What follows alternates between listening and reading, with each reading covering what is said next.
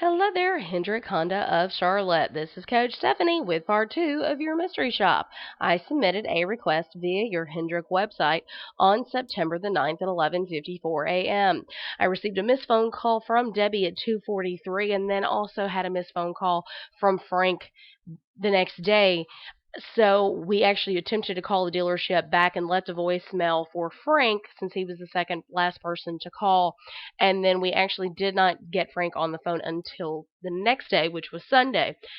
Frank, you want to be sure that you call the customer in less than 15 minutes.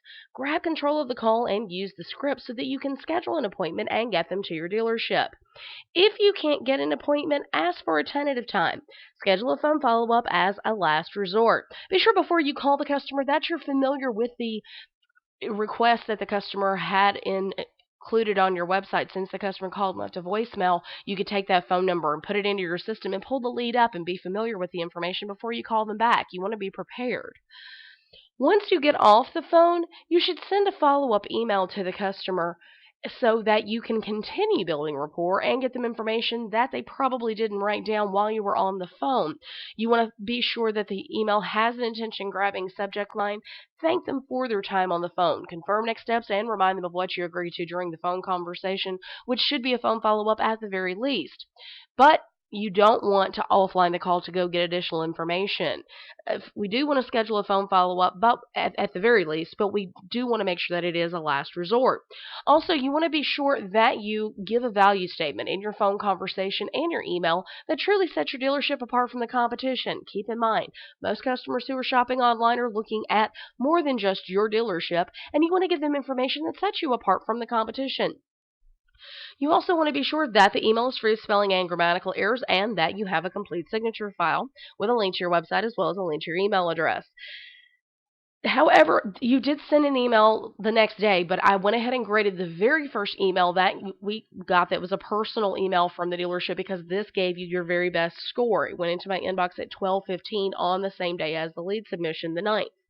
I did give you credit for the very first initial phone call that Debbie made at 2:43 on the day of the lead submission as well. But like I said, we actually didn't get you on the phone until Sunday. We did a lot of back and forth there.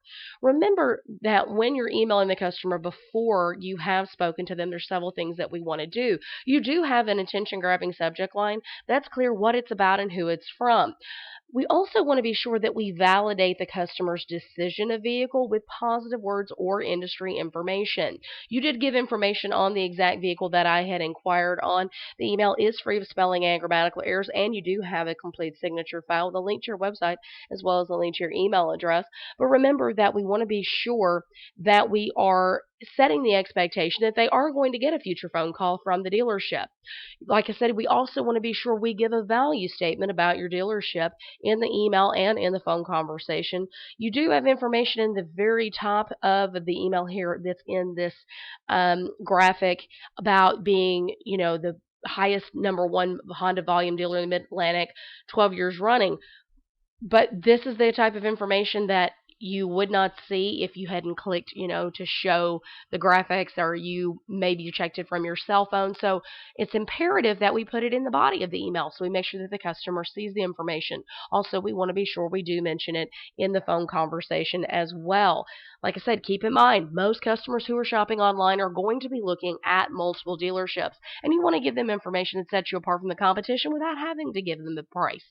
We want to set ourselves apart from the competition by talking about an award that our dealership has won or possibly a promotion that we're having without having to get into talking about price. Tell them what you do differently from other dealerships in your area. Keep up the hard work and keep practicing. Your secret code for today is VALUE, VALUE, value. Keep up the hard work, keep practicing, and have a great day.